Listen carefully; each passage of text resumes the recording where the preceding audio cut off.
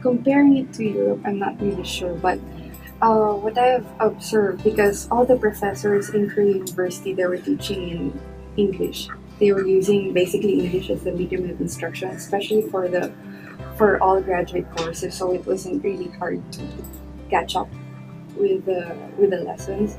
And what I noticed in while I was there taking up all the courses, they were I think when you're a graduate in the Philippines, especially for engineering graduates, I think we can also compete with with those schools in Korea. It's just that probably how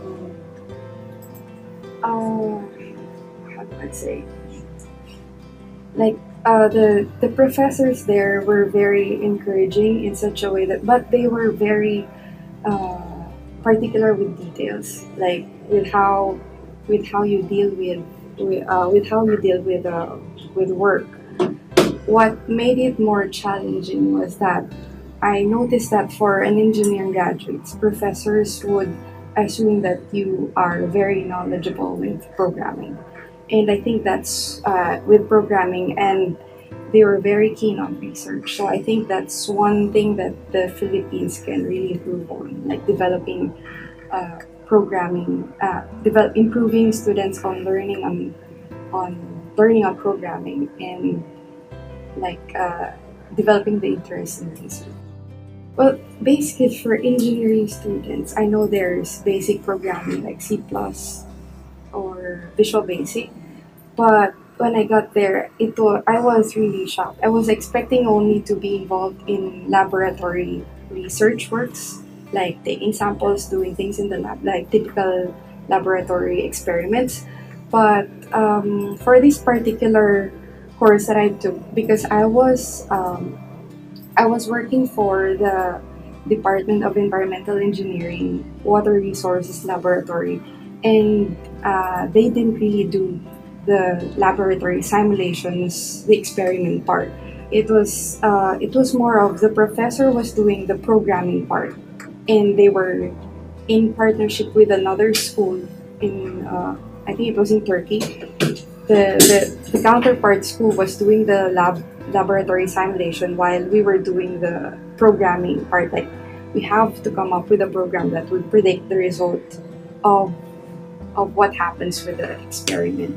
So I guess because most of the courses I took, like even for civil engineering courses and environmental engineering courses in Korea University, they were expecting you to know basic programming. Even with Excel, there's this visual. I think it's macro. Macros. I think yeah, the macro part for Excel, it was a very helpful part in like in getting things done with programming in engineering courses.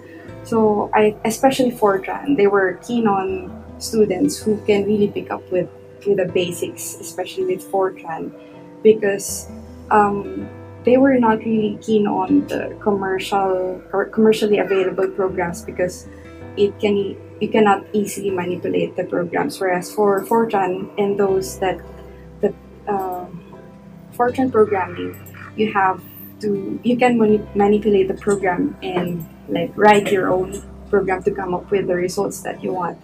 So it was I was uh, that was the most challenging part. But uh, I think what helped a lot was just being open with the professor, and like trying to understand, because I think for any engineering courses, it helps you logically figure out things. So I think that's how I survived. That's how I survived the courses.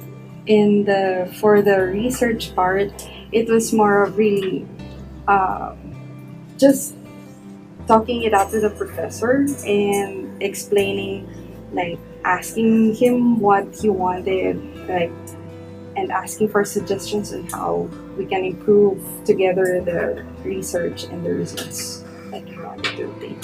If you have any questions, please visit afriendabroad.com.